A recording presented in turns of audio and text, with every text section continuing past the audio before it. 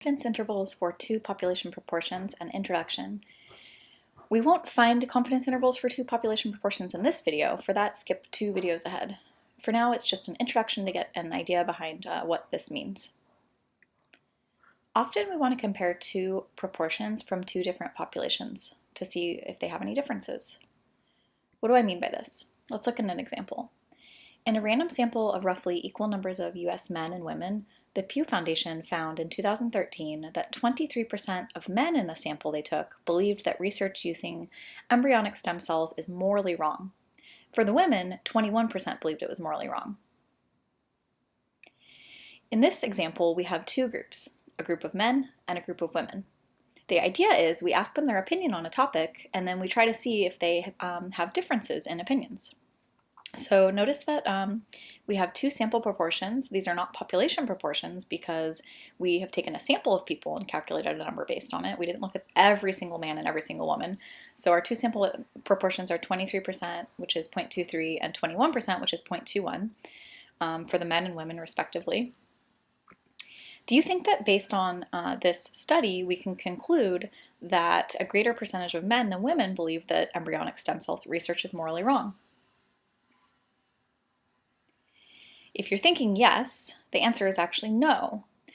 So the thing is, we do find that 23% of the men believe it's wrong and 21% of the women do.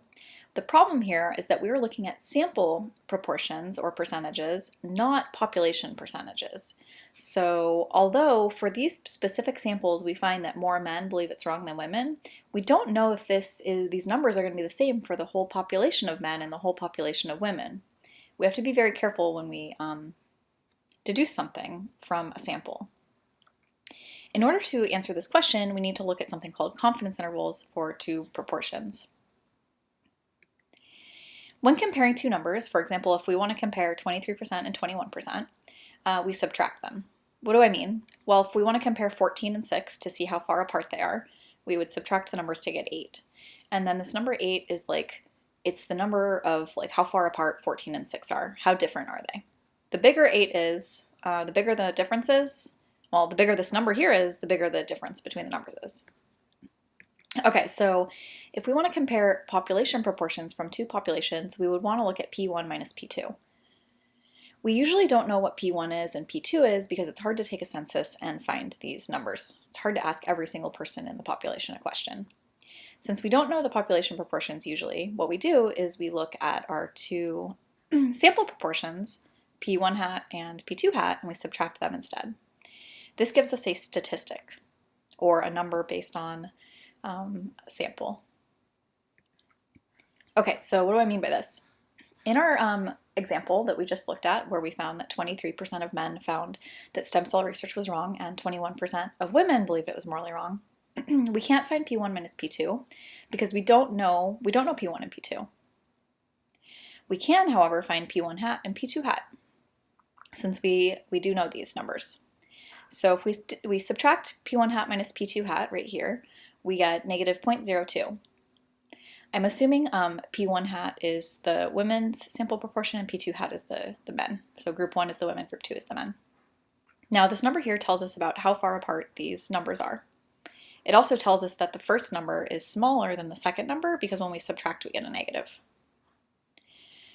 Now, we can find a confidence interval for the difference in proportions, and this confidence interval is going to give us some sense of how far apart we think P1 and P2, not P1 and P2 hat, but P1 and P2, the true population proportions might be. If the confidence interval includes 0, then it's possible that P1 minus P2 equals 0, or that P1 equals P2. If you solve this equation on the left, you get P1 equals P2. What would this mean? Well, if 0 is included in our interval, it actually means that we think there's an okay chance that these two numbers are the same. In other words, the men and the women feel exactly the same about embryonic stem cell research. Okay, so let's keep going here. Same example,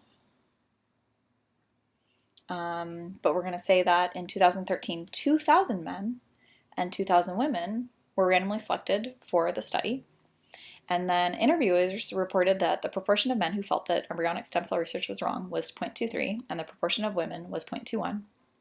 We let population 1 be the women and population 2 be the men.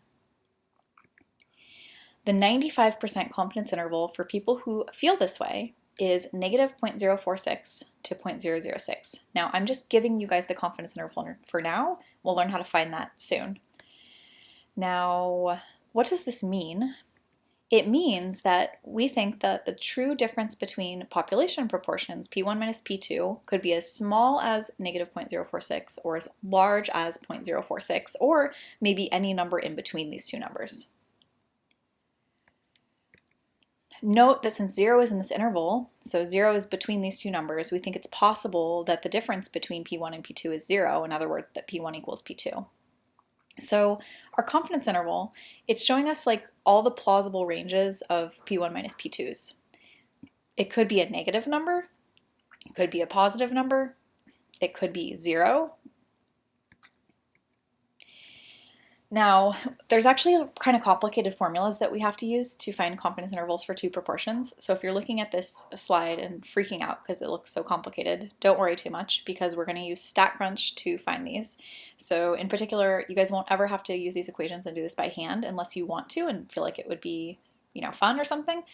So if you feel confident and you want to try using these by hand to find our confidence interval of two proportions, which is given by this equation here, you can do that. Otherwise, we're going to do this with StatCrunch, and you'll always be allowed to do it on StatCrunch. So in the videos to come, we'll learn how to do that.